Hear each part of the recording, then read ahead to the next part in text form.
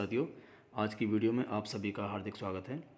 साथियों, आज की वीडियो बहुत इम्पोर्टेंट होने वाली है क्योंकि आज की वीडियो में हम सीखेंगे कि हमें दुकानदार को या किसी फर्म को जिससे हमने कोई काम कराया है उसको भुगतान कैसे करना है। PFMS पोर्टल पर हमें किसी भी दुकानदार का या व्यक्ति का भुगतान कैसे करना है। तो उससे पहले हम ये 3 बातें सीख चुके हैं। जिले से हमने मास्टर आईडी प्राप्त कर ली है, उसके बाद हमने डेटा ऑपरेटर की आईडी और डेटा अप्रूवर की आईडी बना ली है। उसके बाद हमने डेटा ऑपरेटर की आईडी से वेंडर को जोड़ लिया है। कोई दुकानदार या कोई फर्म जिसको हमें भुगतान करना है उसको हमें एज ए वेंडर अपने PFMS पोर्टल पर जोड़ना होता है, वो हम कर चुके हैं। अगर इनसे संबंधित आपको वीडियोस देखनी हैं तो हमारे चैनल पर ये वीडियो पड़ी हुई हैं और इन सभी वीडियोस का लिंक आपको इस वीडियो के डिस्क्रिप्शन बॉक्स में भी मिल जाएगा, आप वहाँ से ये वीडियोस देख सकते हैं। आज की वीडियो में हम देखेंगे कि किसी व्यक्ति को जिससे हमने काम कराया है या कोई फर्म जिससे हमने कोई सामान खरीदा है उसको भुगतान कैसे करना है। आज की वीडियो एक्सपेंडिचर से संबंधित है, भुगतान से, और इसी वीडियो में हम सीखेंगे कि अप्रूवर की आईडी से उस बने हुए भुगतान को अप्रूव कैसे करना है और अप्रूव करने के बाद PPA को जनरेट करना। ये 3 बातें हम आज की वीडियो में सीखेंगे। तो चलिए शुरू करते हैं। इसके लिए हम सबसे पहले PFMS साइट से लॉगिन कर लेंगे। लॉगिन करने के लिए आप अपने ऑपरेटर आईडी से लॉगिन करेंगे, ध्यान रखिए। एक्सपेंडिचर बनाने के लिए हम डेटा ऑपरेटर की आईडी से लॉगिन करेंगे। तो यहाँ पे आप यूजर नेम में डेटा ऑपरेटर की आईडी और उसका पासवर्ड डाल के लॉगिन कर लीजिए। डेटा ऑपरेटर की आईडी से लॉगिन करने के बाद कुछ इस तरह का इंटरफेस खुलेगा और जिन लोगों को लॉगिन करने में दिक्कत है उससे संबंधित वीडियो भी हमारे चैनल पर पड़ा हुआ है, आप वो देख सकते हैं। तो डेटा ऑपरेटर की आईडी से हमने लॉगिन कर लिया। लॉगिन करने के बाद हमें एक्सपेंडिचर क्रिएट करना है, तो हम यहाँ पर एक्सपेंडिचर में जाएंगे और इस पर टच कर लेते हैं। एक्सपेंडिचर के बाद हम ऐड न्यू पर टच करेंगे। यहाँ से हम अपनी स्कीम को सेलेक्ट कर लेंगे। स्कीम है UP 113 समग्र शिक्षा। यहाँ से आपको सेलेक्ट करना है एक्सपेंडिचर डन फॉर, इसमें वेंडर। इसके बाद आपको सेलेक्ट करना है वेंडर का नेम। वेंडर आप पहले ऐड कर चुके हैं तो आपको यहाँ से वेंडर सेलेक्ट करना है। आप ये जो लिखा है सेलेक्ट वेंडर, यहाँ से आप वेंडर को सेलेक्ट कर लेंगे। वेंडर कैसे ऐड करते हैं और कैसे उस वेंडर को मैप करते हैं, इससे संबंधित वीडियो हमारे चैनल पे पड़ी हुई है, आप उसको देख सकते हैं। तो चलिए, हमने वेंडर पहले ऐड कर रखा है, मैप किया हुआ है, तो हम यहाँ से वेंडर को सेलेक्ट कर लेंगे। जब हम सेलेक्ट वेंडर पर टच करेंगे तो इस तरह की स्क्रीन खुलेगी। ये 4 वेंडर हैं जो हमने मैप करे हुए हैं अपने अकाउंट से। तो इन वेंडर्स में से जिस वेंडर को आपको भुगतान करना है उस वेंडर को आप यहाँ से सेलेक्ट कर लेंगे। तो जैसे मुझे ये जो चौथे नंबर पर वेंडर हैं इनको भुगतान करना है तो मैं इनको यहाँ से सेलेक्ट कर लूँगा।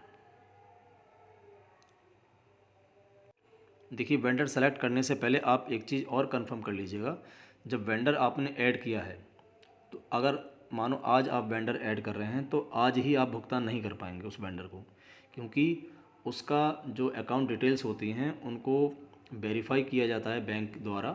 तो इसलिए आप हो सकता है कि अगले दिन या उससे अगले दिन जितना भी टाइम लगे उस टाइम ड्यूरेशन में उसका जो अकाउंट डिटेल है वेंडर की वो वेरीफाई होगी।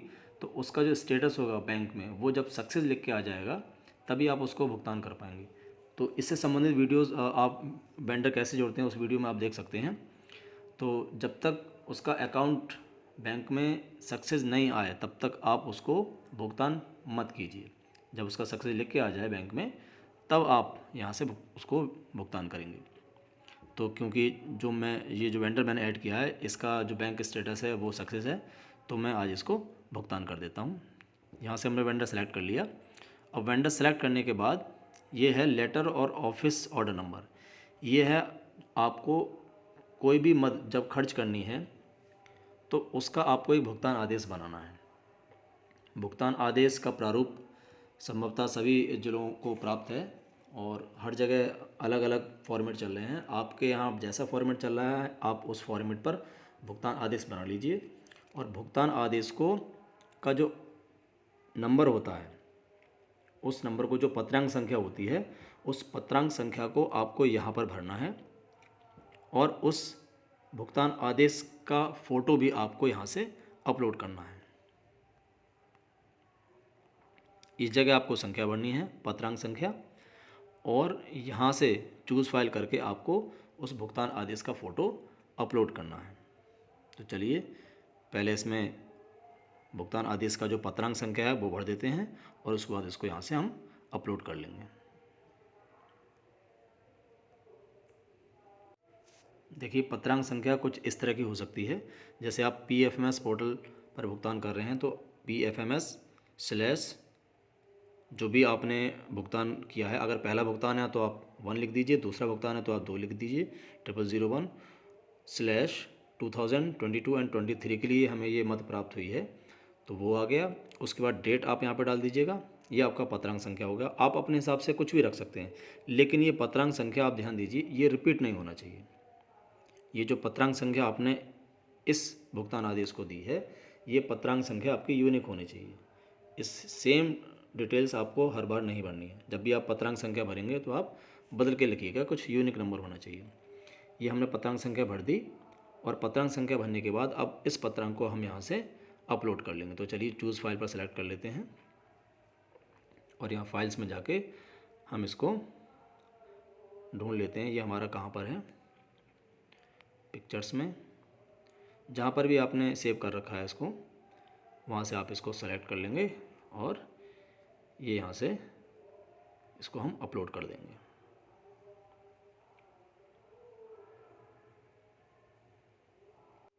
साथियों पत्रांक संख्या भरते समय आपको एक बात और ध्यान रखनी है, ये जो पत्रांक संख्या है ये ज़्यादा लंबी नहीं होनी चाहिए, वरना यहाँ पर इनवैलिड लिख कर आ जाएगा। तो आप इसको इतना रखिएगा कि ज़्यादा लंबा ना हो। अगर ज़्यादा लंबा ये आप लिख देंगे तो यहाँ पर इनवैलिड लिख कर आएगा। अगर इनवैलिड आपके यहाँ लिख के आ जाता है आपके केस में तो आप इसको पूरा इरेज करके दोबारा से थोड़ा शॉर्ट करके लिख दीजिएगा, तो फिर वो इनवैलिड जो आ रहा है वो हट जाएगा। तो यहाँ से अभी हमने पत्रांक संख्या लिख दी है और उसके बाद हमने इसको अपलोड कर लिया है। देखिए जैसे ही हम इस अपलोड बटन पर टच करेंगे, फ़ाइल को चूज़ करने के बाद यहाँ पर जब हम अपलोड बटन पर टच करेंगे तो ये फ़ाइल अपलोड हो जाएगी। और अपलोड करते समय आपको एक ध्यान रखना है, ये जो फ़ाइल आप अपलोड करेंगे वो 4 MB से ज़्यादा नहीं होनी चाहिए, उसका साइज़ 4 MB से कम हो। तो जब हम अपलोड कर देंगे, अपलोड करने के बाद ये फ़ोटो जो आपका है वो अपलोड हो जाएगा, वो यहाँ पर शो होगा आपको, ये लिख कर आ जाएगा अपलोडेड सैंक्शन लेटर। ये जो भुगतान आदेश आपने अपलोड किया वो यहाँ पर लिख कर आ जाएगा और यहाँ पर चूज फाइल के सामने नो फाइल चूजन लिख के आ जाएगा। तो आप यहाँ पर ये जो नो फाइल चूजन लिख कर आ रहा है इससे आप कन्फ्यूज मत होइए, क्योंकि आपका जो सैंक्शन लेटर है, जो भुगतान आदेश आपने अपलोड किया वो यहाँ पर अपलोड हो चुका है। ठीक है, तो अब इसके बाद हमें क्या करना है, सैंक्शन डेट डालनी है। सैंक्शन डेट वही है जो आपके भुगतान आदेश पर पड़ी हुई है। तो यहाँ से हम डेट को सिलेक्ट कर लेंगे। जो सैंक्शन ऑर्डर है वो हमारा आज का ही है तो आज की डेट सेलेक्ट कर लेते हैं। उसके बाद एक्चुअल ट्रांजैक्शन डेट भी आज ही की रहेगी क्योंकि हम आज ट्रांजैक्शन कर रहे हैं। टोटल अमाउंट आपको वो अमाउंट भरना है जितने का आपको भुगतान करना है। भुगतान आदेश में जितनी धनराशि आपने भुगतान करने के लिए मेंशन की है उस धनराशि को आप यहाँ पर लिख देंगे। जैसे मुझे 30,000 का पेमेंट करना है तो मैंने यहाँ पर 30,000 की धनराशि लिख दी है। इसके बाद नरेशन में आपको लिखना है कि ये जो आप पैसा खर्च कर रहे हैं या फिर जिसको भी भुगतान कर रहे हैं वो किस लिए कर रहे हैं, किस मद का पैसा है, किस के लिए आपको भुगतान करना है। तो जैसे ये जो हमारा भुगतान है ये ACR का है, अतिरिक्त कक्ष निर्माण के लिए पैसा हमारे विद्यालय में आया हुआ है, तो हमें इसे कंस्ट्रक्शन के लिए भुगतान करना है। जो जिसने ठेकेदार ने जो ठेका लिया है उसको हमें भुगतान करना है, तो उसका हम यहाँ पर मेंशन कर देंगे। जैसे अगर आपको कंपोजिट मद में से भुगतान करना है किसी भी सामग्री को ख़रीदने के लिए तो आप उस सामग्री का आप यहाँ पर मेंशन कर सकते हैं। ये सिर्फ इसलिए है ताकि आपको याद रहे कि आपने किस वजह से भुगतान किया था या फिर किसके लिए भुगतान किया था। अगर आपको ब्लूटूथ स्पीकर का भुगतान करना है तो आप यहाँ पर लिख दीजिए फॉर ब्लूटूथ स्पीकर। मुझे कंस्ट्रक्शन के लिए भुगतान करना है तो मैं यहाँ पर लिख देता हूँ फॉर कंस्ट्रक्शन।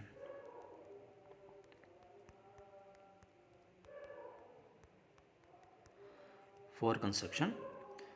अब उसके बाद आपको वाउचर नंबर में कुछ नहीं भरना है। इसके बाद हमें सेलेक्ट स्कीम कंपोनेंट, ये मैंने इस वीडियो से पहले एक वीडियो डाली हुई है, उसमें पूरी तरह से बताया गया कि हमें स्कीम कंपोनेंट कैसे सेलेक्ट करने होते हैं। जो स्कीम कंपोनेंट होता है वो एक मद का कंपोनेंट कोड होता है। इस बार हमें 4-5 तरह की मद प्राप्त हुई हैं। तो जिस मद में आप पैसा खर्च कर रहे हैं, अगर कंपोजिट का पैसा खर्च कर रहे हैं तो यहाँ पर scheme component code composite grant का आएगा। अगर आप चेक कार्यक्रम के लिए कर रहे हैं तो चेक का कंपोनेंट कोड आएगा। जिस मद का पैसा आप खर्च कर रहे हैं उस मद का कंपोनेंट कोड यहाँ पर सेलेक्ट करना होता है। मुझे ACR का करना है, अतिरिक्त कक्ष का, तो मैं उसका कंपोनेंट कोड यहाँ से सेलेक्ट कर लूँगा। जब हम सेलेक्ट कंपोनेंट पर टच करेंगे तो इस तरह की विंडो खुलेगी। अब इसके लिए आपको इस प्लस साइन पर टच करना है। ये जो प्लस साइन आ रहा है यहाँ पर टच करना है, लेकिन कभी कभी क्या हो रहा है कि ये प्लस साइन पर टच करने से नहीं खुलता है। तो इसके लिए हमें यहाँ पर UP113 टाइप करके और यहाँ से सर्च कर लेना है। जब हम सर्च कर लेंगे तो सर्च करने के बाद अब हमें अपना कंपोनेंट कोड यहाँ पर ढूंढना है। तो चलिए, मुझे एडिशनल क्लासरूम का ढूंढना है, तो एडिशनल क्लासरूम के लिए मैं यहाँ पे देख लेता हूँ क्या कंपोनेंट कोड है। जो एडिशनल क्लासरूम का पैसा है वो इस मद में हमें प्राप्त हुआ है, स्ट्रेंथनिंग ऑफ स्कूल्स, इसमें प्राप्त हुआ है। तो इसमें जो एडिशनल क्लासरूम है वो उसका कंपोनेंट कोड यहाँ पर, ये देखिए यहाँ पर मेंशन है एडिशनल क्लासरूम। तो इसका जो कंपोनेंट कोड होगा वो ये है F.01.03.01.01 additional classrooms.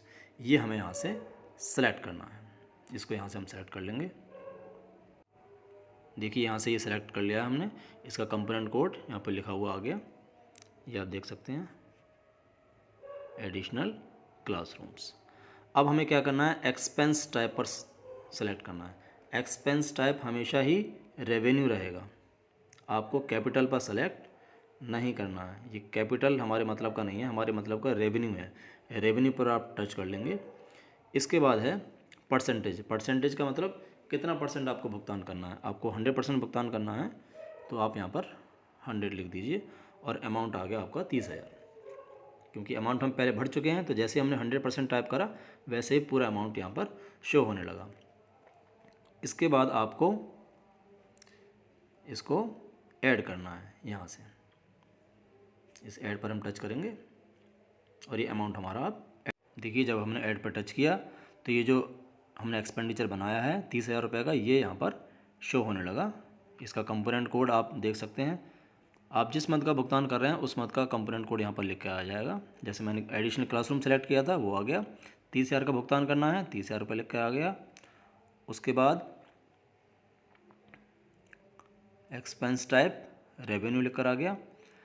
Total amount 30,000। अगर आपको लग रहा है कि आपने गलत एक्सपेंडिचर बना दिया है तो आप उसको यहाँ से सेलेक्ट करके और रिमूव भी कर सकते हैं अगर गलत बन गया तो। अब चूँकि हमारा ये सही है तो हम इसको अब फाइनली सेव कर देंगे। यहाँ से सेव कर देंगे। जैसे हम सेव पर टच करेंगे ये एक वाउचर नंबर लिख कर आ जाएगा यहाँ पर। ये देखिए ये लिख के आ रहा है वाउचर नंबर। इसको आप नोट कर लेंगे या फिर आप इसका स्क्रीनशॉट भी ले सकते हैं। मैंने स्क्रीनशॉट ले लिया इसका, आप स्क्रीनशॉट ले लीजिए या फिर आप इसको कहीं पर लिख के रख लीजिए। ये आपका वाउचर नंबर है इस एक्सपेंडिचर का। तो इसको हम ओके कर देते हैं। ओके करने के बाद देखिए लिखा हुआ आ गया expenditure details saved successfully, do you want to proceed with pay details. मतलब जो आपने एक्सपेंडिचर बनाया है इसकी डिटेल्स सेव हो गई हैं। क्या आप इस पे डिटेल के साथ प्रोसीड करना चाहते हैं तो हम यहाँ से यस कर देंगे। जब हम उसको यस कर देंगे तो यस करने के बाद आप देखिए जो पेई है, मतलब जो व्यक्ति या फर्म है जिसको हमें भुगतान करना है उसकी डिटेल्स यहाँ पर लिख कर आ गई। देखिए ये उसका अकाउंट नंबर रहा, ये उसका नाम है, किस नाम से हमें भुगतान करना है, अमाउंट लिख कर आ गया। अब ये देखिए इंस्ट्रूमेंट टाइप, यहाँ पर आपको इंस्ट्रूमेंट टाइप सेलेक्ट करना है। इससे संबंधित एक वीडियो हमारे चैनल पे पड़ी हुई है, उसमें हमने बताया है कि कौन सा ऐसा स्टेप है जिसके बिना आप भुगतान नहीं कर पाएंगे। तो वो स्टेप है कि आपको अपने अकाउंट को ई पेमेंट के लिए एक्टिवेट करना होगा। उससे संबंधित वीडियो पड़ी हुई है, उसका लिंक हम आपको इस वीडियो में दे देंगे। जब तक आप वहाँ से एक्टिवेट नहीं करते हैं अपने अकाउंट को ई पेमेंट के लिए, तब तक आप यहाँ से इंस्ट्रूमेंट टाइप सेलेक्ट नहीं कर पाते हैं। ये यहाँ पर प्रॉब्लम आती है। तो पहले आप अपने अकाउंट को ई पेमेंट के लिए एक्टिवेट कीजिए, तभी आपका यहाँ से इंस्ट्रूमेंट टाइप सेलेक्ट होगा। तो हम इसको अभी हम सेलेक्ट कर लेते हैं, e payment using PPA, print payment advice. इसको हमने सेलेक्ट कर लिया। सेलेक्ट करने के बाद इसको हम ऐड कर लेंगे यहाँ से। और जब हम ऐड कर लेंगे तो ऐड करने के बाद इस तरह की डिटेल्स आएंगी। पार्टी का नाम यहाँ पर लिख कर आ गया जिसको आपको भुगतान करना है, IFSC कोड आ गया उसके बैंक का, पार्टी का अकाउंट नंबर आ गया, अमाउंट आ गया 30,000, नरेशन फॉर पासबुक। यहाँ पर आप कुछ मेंशन कर सकते हैं ताकि आपको याद रहे ये भुगतान किस लिए था। तो मैंने यहाँ पर कंस्ट्रक्शन के लिए, तो मैं यहाँ पर लिख देता हूँ फॉर कंस्ट्रक्शन। अब कंस्ट्रक्शन अगर आप 2-3 पार्ट में करा रहे हैं तो आप यहाँ पर फॉर कंस्ट्रक्शन, मैं यहाँ पर 1 लिख देता हूँ ताकि मुझे याद रहे ये फर्स्ट पार्ट के लिए था। उसके बाद do you want to add the deduction details, deduction details आपको ऐड करनी है, तो यहाँ पर आपको नो ही रहने देना है, यहाँ पर आपको यस नहीं करना है, इस नो पर आप रहने दीजिए। इसके बाद हम इसको कंफर्म कर देंगे, यहाँ से कंफर्म कर लेते हैं। जब आप कंफर्म कर लेंगे उसके बाद आएगा सबमिट फॉर अप्रूवल। ये जो आपने डिटेल्स बनाई हैं, जो एक्सपेंडिचर बनाया है, इसको आप अप्रूवल के लिए सबमिट करना चाहते हैं। अब देखिए डेटा ऑपरेटर का काम यहाँ पर ख़त्म हो गया। डेटा ऑपरेटर ने एक्सपेंडिचर बना दिया। अब ये एक्सपेंडिचर जाएगा डेटा ऑपरेटर के डेटा अप्रूवर की आईडी पे, जो कि आपके हेडमास्टर की आईडी है। तो उस पर भेजने के लिए हमें यहाँ से इसको सबमिट फॉर अप्रूवल करना होगा। यहाँ से चलिए हम इसको सबमिट कर देते हैं। ये देखिए यहाँ पर लिखा हुआ आ गया अब successfully saved for submitted, means आपने जो एक्सपेंडिचर बनाया था ये अब सबमिट आप कर चुके हैं अप्रूवर के लिए। अब हम अप्रूवर की आईडी से लॉगिन करेंगे और ये जो हमने एक्सपेंडिचर बनाया इसको हम अप्रूव करेंगे, वहीं से हम PPA जनरेट करेंगे। तो चलिए इस आईडी को हम यहाँ से लॉग आउट कर लेते हैं और लॉग आउट करने के बाद अब हम डेटा अप्रूवर की आईडी से लॉगिन करेंगे। अब देखिए हम डेटा ऑपरेटर की आईडी से एक्सपेंडिचर बना चुके हैं, चौथा स्टेप हमारा कंप्लीट हो गया है। अब हम डेटा अप्रूवर की आईडी से लॉगिन कर रहे हैं, यहाँ से हम इस एक्सपेंडिचर को अप्रूव करेंगे और PPA को जनरेट करेंगे। तो चलिए हम लॉगिन कर लेते हैं अप्रूवर की आईडी से। अप्रूवर की आईडी से हमने लॉगिन कर लिया है। लॉगिन करने के बाद हम जाएंगे एक्सपेंडिचर पर, एक्सपेंडिचर पे जाएंगे और हम जाएंगे मैनेज पर। यहाँ इस मैनेज पे टच करेंगे। मैनेज पर टच करने के बाद हम स्कीम सेलेक्ट करेंगे UP 113 समग्र शिक्षा। उसके बाद आपको यहाँ पर आपको सर्च कर लेना है। यहाँ से देखिए जैसे हम सर्च करेंगे, सर्च करने के बाद जो हमने एक्सपेंडिचर बनाया था, ये देखिए ये हमारा सैंक्शन ऑर्डर नंबर है जो PFMS/001। ये जो हमने अभी जो सैंक्शन ऑर्डर था वो हमने यहाँ पर मेंशन किया था, उसका ऑर्डर नंबर मेंशन किया था और उसको हमने अपलोड भी किया था, वो लिखकर यहाँ पर आ गया देखिए। और ये सब डिटेल्स यहाँ पर लिखकर आ गई। सैंक्शन डेट कब है, एक्चुअल सैंक्शन ट्रांजैक्शन डेट कितनी है, अमाउंट 30,000 का था, समग्र शिक्षा के तहत है और स्टेटस यहाँ से आ रहा है सबमिटेड। ये देखिए ये हमने सबमिट कर दिया था वहाँ से ऑपरेटर की आईडी से, तो ये सबमिटेड है। अब हमें इसको अप्रूव करना है। अप्रूव करने के लिए हम क्या करेंगे, ये जो लेटर ऑफिस ऑर्डर नंबर है यहाँ पर हम टच करेंगे। यहाँ पर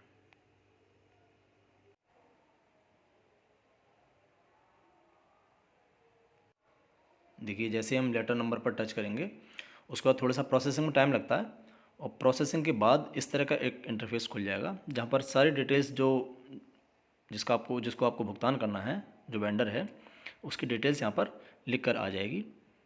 मिस्टर अमजद, इसको हमें भुगतान करना था, ये उसका अकाउंट नंबर हो गया, अमाउंट 30,000 का हो गया, सब यहाँ पर लिखा हुआ आ रहा है, आप चेक कर लीजिए। इंस्ट्रूमेंट टाइप में ई पेमेंट यूजिंग प्रिंट एडवाइस ये लिखा हुआ आ गया और कंपोनेंट नेम एडिशनल क्लासरूम लिखा हुआ, अमाउंट आ गया, ये सब कुछ यहाँ पे लिखा हुआ आप चेक कर लीजिए। उसके बाद अकाउंट नंबर मिस्टर अमजद नाम से, name, account number, account holder का जो नाम है वो यहाँ पर मेंशन हो जाएगा, यहाँ पर अमाउंट टोटल। और अब हमें फाइनली क्या काम करना है, अब हमें इसको अप्रूव करना है।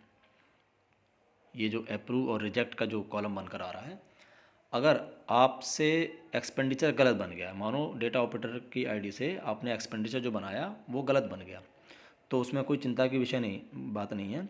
उसमें उसको आप यहाँ से रिजेक्ट कर सकते हैं। यहाँ पर अप्रूव और रिजेक्ट दो तरह का ऑप्शन है। तो अगर एक्सपेंडिचर सही बना है तो आप उसको यहाँ से अप्रूव कर दीजिए, और अगर नहीं बना है तो आप उसको यहाँ से रिजेक्ट भी कर सकते हैं। अब ये हमारा जो एक्सपेंडिचर है वो सही है, तो इसको हम यहाँ से अप्रूव कर लेते हैं।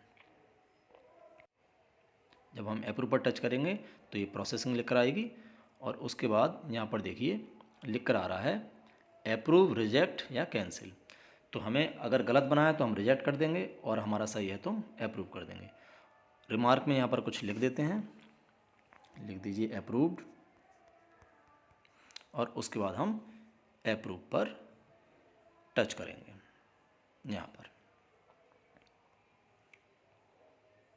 उसके बाद इस तरह का मैसेज लेकर आएगा, this PPA can be processed either through internet banking, mobile banking और थ्रू ब्रांच। तो इसको आप ओके कर दीजिए।